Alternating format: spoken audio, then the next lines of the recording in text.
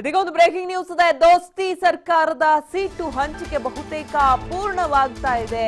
ಕಾಂಗ್ರೆಸ್ ಅಭ್ಯರ್ಥಿಯ ಸುಳಿವನ್ನ ಕೊಟ್ಟಿದ್ದಾರೆ ಜೆಡಿಎಸ್ ರಾಜ್ಯಾಧ್ಯಕ್ಷರು. ಮೈಸೂರು ಕೊಡಗು ಲೋಕಸಭೆಗೆ ಅಭ್ಯರ್ಥಿ ಫಿಕ್ಸ್ ಆಗಿದ್ದಾರಾ? ಹಾಗಾದ್ರೆ ಮೈತ್ರಿ ಸರ್ಕಾರದ ಅಭ್ಯರ್ಥಿ ಯಾರು ಅಂತ ಗೊತ್ತಾ? TV5 ನಲ್ಲಿ ಮಾತ್ರ ಆ ಅಭ್ಯರ್ಥಿಯ ಮಾಹಿತಿ ಇದೆ. ಇದು TV5 ನ ಬಿಗ್ ಎಕ್ಸ್ಕ್ಲೂಸಿವ್ ಸುದ್ದಿ.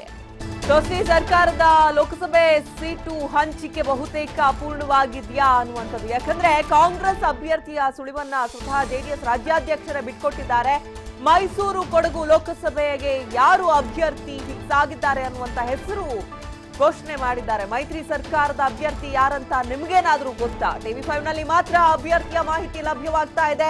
ಇದು TV5 ನ ಬಿಗ್ ಎಕ್ಸ್ಕ್ಲೂಸಿವ್ ಸುದ್ದಿ. ಈಗಾಗಲೇ ದೋಸ್ತಿ ಸರ್ಕಾರ ಮೈತ್ರಿ ಮಾಡ್ಕೊಂಡೇ ಲೋಕಸಭೆ ಚುನಾವಣೆಯನ್ನ ಫೈಟ್ ಮಾಡುತ್ತೆ ಅನ್ನುವಂತಹ ಒಂದು ನಿರ್ಧಾರ ಆಗಿತ್ತು. ಆದ್ರೆ ಯಾವ ಯಾವ ಕ್ಷೇತ್ರದಲ್ಲಿ ಯಾರಿಗೆ ಒಂದು ಅಭ್ಯರ್ಥಿಯನ್ನ ಕಣಗಿಳಿಸುವಂತ ಅವಕಾಶ ಮಾಡಿಕೊಡ್ತಾರೆ ಅನ್ನೋದ್ರ ಬಗ್ಗೆ ಅಂತಿಮ ನಿರ್ಧಾರ ಆಗಿಲ್ಲ ಅನ್ಕೊಂಡಿದ್ವಿ. ಆದ್ರೆ ಎಲ್ಲೊಂದ್ ಕಡೆ ಎಲ್ಲವೂ ಕೂಡ ಬಹುತೇಕ ಪೂರ್ಣವಾಗಿದೆ ಅನ್ನುವಂತ ಸುಳಿವನ್ನ ಸ್ವತಃ ಜೆಡಿಎಸ್ ರಾಜ್ಯಾಧ್ಯಕ್ಷರೇ ಬಿಟ್ಕೊಟ್ಟಿದ್ದಾರೆ. ಮೈಸೂರು ಕೊಡಗು ಲೋಕಸಭೆ ಅಭ್ಯರ್ಥಿಯ ಹೆಸರನ್ನ ಹೇಳಿದ್ದಾರೆ.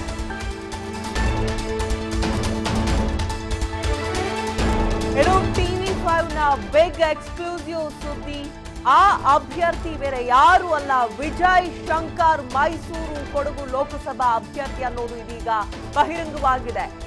ಹುಣಸೂರಿನಲ್ಲಿ ಜೆಡಿಎಸ್ ರಾಜ್ಯಾಧ್ಯಕ್ಷರಾಗಿರುವಂತಹ ವಿಶ್ವನಾಥ್ ಅವರ ಈ ಹೇಳಿಕೆಯನ್ನ ಕೊಟ್ಟಿದ್ದಾರೆ.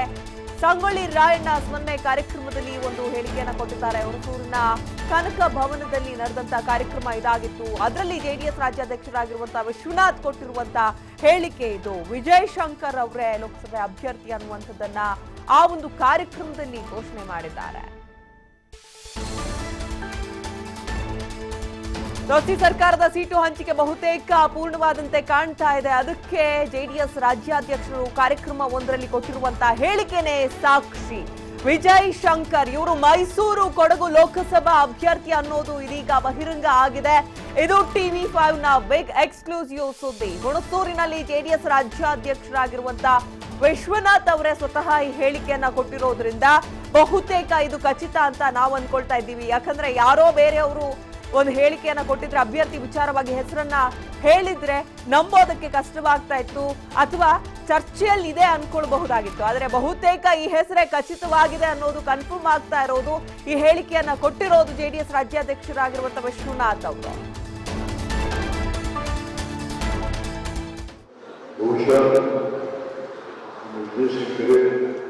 ಕಾಂಗ್ರೆಸ್ ಜೆಡಿಎಸ್ ಸಮ್ಮಿಶ್ರ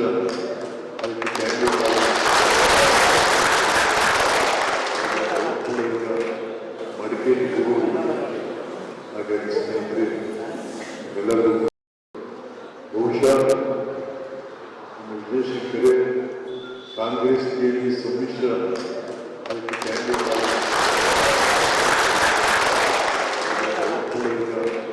ಮಡಿಕೇರಿ ಹಾಗಾಗಿ ಸ್ನೇಹಿತರೆ ಎಲ್ಲರೂ ನಮಸ್ಕಾರ ಮಾಡಿ ಬಹುಶಃ ನಮ್ಮ ವಿಜಯಶಂಕರೇ ಕಾಂಗ್ರೆಸ್ ಜೆಡಿಎಸ್ ಸಮ್ಮಿಶ್ರ ಅದಕ್ಕೆ ಕ್ಯಾಂಡಿಡೇಟ್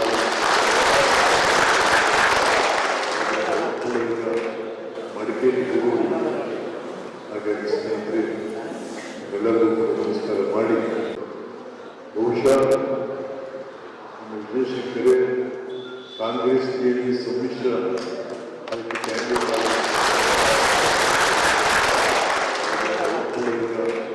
ಮಡಿಕೇರಿ ಹಾಗಾಗಿ ಸ್ನೇಹಿತರೆ ಎಲ್ಲರೂ ನಮಸ್ಕಾರ ಮಾಡಿ ಬಹುಶಃ ನಮ್ಮ ವಿಜಯಶಂಕರೇ ಕಾಂಗ್ರೆಸ್ ಜೆಡಿಎಸ್ ಸಮ್ಮಿಶ್ರ ಅದಕ್ಕೆ ಕ್ಯಾಂಡಿಡೇಟ್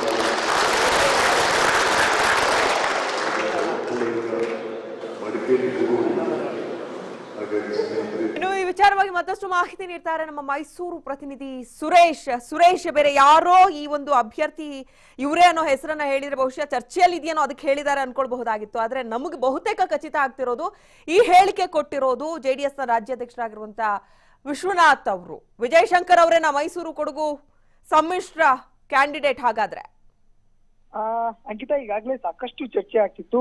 ಮುಂದಿನ ಒಂದು ಲೋಕಸಭಾ ಚುನಾವಣೆ ಈ ಒಂದು ಚುನಾವಣೆಗೆ ಮೈತ್ರಿ ಸರ್ಕಾರದಿಂದ ಯಾರು ಬರ್ತಾರೆ, ಸಾಕಷ್ಟು ಹೆಸರುಗಳು ಕೂಡ ಕೇಳಿ ಬರ್ತಿತ್ತು. ಒಂದ್ ಕಡೆ ಮಾಜಿ ಪ್ರಧಾನಿಗಳಾದಂತಹ ಎಚ್ ಡಿ ದೇವೇಗೌಡರ ಒಂದು ಹೆಸರು ಕೂಡ ಕೇಳಿ ಬಂದಿತ್ತು. ಜೊತೆಗೆ ಇಲ್ಲ ಮಾಜಿ ಸಿಎಂ ಸಿದ್ದರಾಮಯ್ಯನವರು ಕೂಡ ಸ್ಪರ್ಧೆ ಮಾಡ್ತಾರಂತೆ ಮೈತ್ರಿ ಸರ್ಕಾರದಿಂದ. ಯಾಕಂದ್ರೆ ಮೈಸೂರು ಭಾಗದಲ್ಲಿ ಒಂದು ಓಲ್ಡ್ ನ ಇಟ್ಕೋಬೇಕು ಕಾಂಗ್ರೆಸ್ ಅನ್ನೋ ಒಂದು ಹಿನ್ನೆಲೆಯಲ್ಲಿ ಮಾಡ್ಬೇಕು ಅನ್ನೋ ಒಂದು ಚಿಂತನೆಯಲ್ಲಿತ್ತು. ಆದ್ರೆ ಈಗ ಸ್ವತಃ ಜೆಡಿಎಸ್ ನ ರಾಜ್ಯಾಧ್ಯಕ್ಷರಾಗಿರುವಂತಹ ವಿಶ್ವನಾಥ್ ಅವರು ಈಗಾಗಲೇ ಒಂದು ಹೇಳಿಕೆಯನ್ನ ಕೊಟ್ಟಿರುವಂತದ್ದು. ಅಂದ್ರೆ ಯಾವ ರೀತಿ ಅಂತಂದ್ರೆ ಈಗಾಗಲೇ ವಿಜಯ್ ಶಂಕರ್ ಅವರಿಗೆ ಬಹುತೇಕ ಖಚಿತ ಅನ್ನೋ ಒಂದು ಮಾಹಿತಿ ಈಗಾಗಲೇ ಲಭ್ಯವಾಗಿರುವಂತದ್ದು. ಯಾಕಂದ್ರೆ ಓಪನ್ ಆಗಿ ಒಂದು ಕಾರ್ಯಕ್ರಮದಲ್ಲಿ ಈಗಾಗಲೇ ಸಂಗೊಳ್ಳಿ ರಾಯಣ್ಣ ಏನ್ ಕಾರ್ಯಕ್ರಮ ನಡೀತಾ ಇತ್ತು, ಸ್ಮರಣಾ ಕಾರ್ಯಕ್ರಮ, ಆ ಕಾರ್ಯಕ್ರಮದಲ್ಲಿ ಅಧಿಕೃತವಾಗಿ ಅವರೇ ಒಂದು ಘೋಷಣೆ ಮಾಡಿರುವಂತದ್ದು. ಅಂದ್ರೆ ಮೈಸೂರು ಕೊಡಗು ಲೋಕಸಭಾ ಒಂದು ಅಭ್ಯರ್ಥಿಯಾಗಿ ಮೈತ್ರಿ ಸರ್ಕಾರದಿಂದ ವಿಜಯ್ ಶಂಕರ್ ಅವರು ಬಹುತೇಕ ಪಕ್ಕ ಆಗಿದ್ದಾರೆ ಅನ್ನೋ ಒಂದು ಮಾಹಿತಿ, ಅಂದ್ರೆ ಅವ್ರಿಗೆ ಸಿಗುತ್ತೆ ಅನ್ನೋ ಒಂದು ಮಾತುಗಳು ಕೂಡ ಈಗಾಗಲೇ ಹೇಳಿರುವಂತದ್ದು. ಹಾಗಾಗಿ ಎಲ್ಲೋ ಒಂದ್ ಕಡೆ ಈಗಾಗಲೇ ಬಹುತೇಕ ಕಾಂಗ್ರೆಸ್ನ ಒಂದು ಅಭ್ಯರ್ಥಿ ಮತ್ತೆ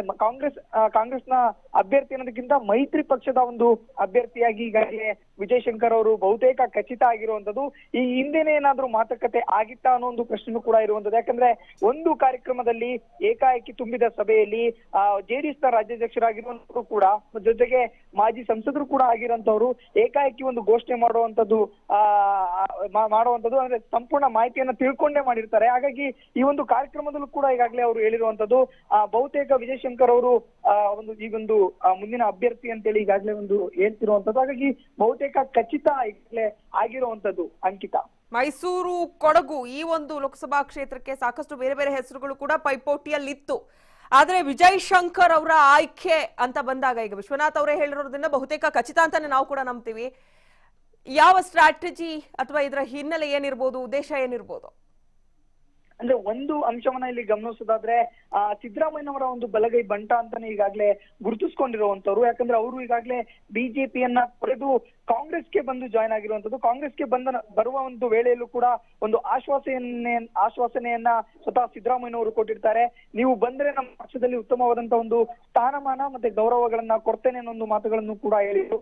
ಆ ಒಂದು ಹಿನ್ನೆಲೆಯಲ್ಲಿ ನೋಡೋದಾದ್ರೆ ಖಂಡಿತ ವಿಜಯ್ ಶಂಕರ್ ಅವರಿಗೆ ಈ ಒಂದು ಅಭ್ಯರ್ಥಿ ಪಟ್ಟಕ್ಕೆ ಕೊಟ್ಟಿರುವಂತದ್ದು ಎಲ್ಲಾ ಒಂದು ಮಾತುಕತೆ ಅಂಗವಾಗಿನೇ ಕೊಟ್ಟಿರುವಂತದ್ದು. ಜೊತೆಗೆ ಮೈತ್ರಿ ಪಕ್ಷದ ಪ್ರಮುಖರು ಕೂಡ ಮಾತುಕತೆನ ಆಡ್ಕೊಂಡು ಈ ರೀತಿಯಾದ ಅಂದ್ರೆ ಎಲ್ರಿಗೂ ಕೂಡ ಗೊತ್ತಿರುತ್ತೆ. ಆದ್ರೆ ಕೆಲವೊಂದು ಕಾರ್ಯಕ್ರಮಗಳಲ್ಲಿ ಓವರ್ ಎಕ್ಸೈಟ್ಮೆಂಟ್ ಆಗಿ ಆ ಒಂದು ಮಾತುಗಳನ್ನ ಸರ್ವೇ ಸಾಮಾನ್ಯವಾಗಿ ಬಂದ್ಬಿಡುತ್ತೆ ಬಾಯಿಂದ. ಸೊ ಅದೇ ರೀತಿಯಲ್ಲಿ ವಿಶ್ವನಾಥ್ ಅವರು ಆ ರೀತಿಯಾಗಿ ಅಭ್ಯರ್ಥಿಯನ್ನ ಮೈತ್ರಿ ಪಕ್ಷದ ಅಭ್ಯರ್ಥಿಯನ್ನ ಘೋಷಣೆ ಮಾಡಿರುವಂತದ್ದು. ಅಂದ್ರೆ ಒಂದು ರೀತಿಯಲ್ಲಿ ನೋಡೋದಾದ್ರೆ ಅಂಕಿತಾ ತುಂಬಾನೇ ಸ್ಪೆಷಲ್ ಸ್ಟ್ರಾಟಜಿ ಅಂತಾನೆ ಹೇಳ್ಬೋದು. ಯಾಕಂದ್ರೆ ಬಿಜೆಪಿಯಲ್ಲಿ ಇದ್ದಂತವ್ರು ಕೆಲವೇ ಮತಗಳ ಸಂಸದರಾಗುವ ಒಂದು ಅವಕಾಶದಿಂದ ವಂಚಿತರಾದವರು ವಿಜಯ್ ಶಂಕರ್ ಅವರು. ಹಾಗಾಗಿ ತುಂಬಾನೇ ಮತಗಳ ಅಂತರವೂ ಕೂಡ ಕಡಿಮೆ ಇದ್ದರಿಂದ ಮುಂದಿನ ಅಂದ್ರೆ ಈ ಲೋಕಸಭಾ ಚುನಾವಣೆ ಏನ್ ಬರ್ತಾ ಇದೆ ಇದಕ್ಕೆ ಅವರನ್ನ ಇಳಿಸಿದ್ರೆ ಸಾಕಷ್ಟು ಕುರುಬ ಮತಗಳನ್ನ ಓಲೈಕೆ ಮಾಡಬಹುದು. ಅದರ ಜೊತೆಗೇನೆ ಜೆಡಿಎಸ್ ಸಾಕಷ್ಟು ಅಂದ್ರೆ ಒಂದೂವರೆಯಿಂದ 1,60,000 ಮತಗಳನ್ನ ಕೂಡ ಪಡ್ಕೊಂಡಿತ್ತು ಲೋಕಸಭಾ ಚುನಾವಣೆಯಲ್ಲಿ. ಕೇವಲ 10,000 ರಿಂದ 15,000 ಮತಗಳ ಅಂತರದಲ್ಲಿ ಕಳೆದ ಬಾರಿ ಕೂಡ ಹಾಗಾಗಿ ಇಲ್ಲಿ ನೋಡೋದಾದ್ರೆ ಈ 1,00,000 ಹೆಚ್ಚು ಮತ ಜೆಡಿಎಸ್ ನ ಒಂದು ಮತ ಏನಾದ್ರೂ ಕಾಂಗ್ರೆಸ್ಗೆ ಸಿಕ್ಕಿದೆ ಅದಲ್ಲಿ ಮೈತ್ರಿ ಪಕ್ಷದ ಅಭ್ಯರ್ಥಿಯಲ್ಲಿ ವಿನ್ ಅನ್ನೋದು ಇಲ್ಲಿ ಪಕ್ಕ ಆಗುತ್ತೆ. ಹಾಗಾಗಿ ಈ ಒಂದು ಸ್ಟ್ರಾಟಜಿ ಮೂಲಕ ಮೈತ್ರಿ ಪಕ್ಷದಲ್ಲಿ ಒಂದು ಕುರುಬ ಮತಗಳ ಕ್ರೋಢೀಕರಣ ಆಗಿರ್ಬೋದು, ಅದರ ಜೊತೆಗೆ ಒಬ್ಬ ಪ್ರಮುಖ ಪ್ರಬಲ ಅಭ್ಯರ್ಥಿಯನ್ನ ಇಳಿಸ್ಬೇಕು ಅನ್ನೋ ಒಂದು ಚಿಂತನೆಯಲ್ಲಿದ್ದಂತ ಮೈತ್ರಿ ಪಕ್ಷಕ್ಕೆ ವಿಜಯ್ ಶಂಕರ್ ಅವರ ಒಂದು ಪ್ರಾಬಲ್ಯ, ಅವರ ಅಸ್ತಿತ್ವ ಎಲ್ಲವೂ ಕೂಡ ಗೊತ್ತಿದೆ. ಹಾಗಾಗಿನೇ ಅವರು ಈಗಾಗಲೇ ಈ ಹೆಸರನ್ನ ಸೂಕ್ತವಾಗಿ ಆಯ್ಕೆ ಮಾಡಿರುವಂತದ್ದು ಅಂತೇಳಿ ಈಗಾಗಲೇ ಗೊತ್ತಾಗ್ತಿರುವಂತದ್ದು. ಅಂಕಿತಾ, ಓಕೆ, ಧನ್ಯವಾದ ಸುರೇಶ್ ತಮ್ಮೆಲ್ಲ ಮಾಹಿತಿಗಾಗಿ.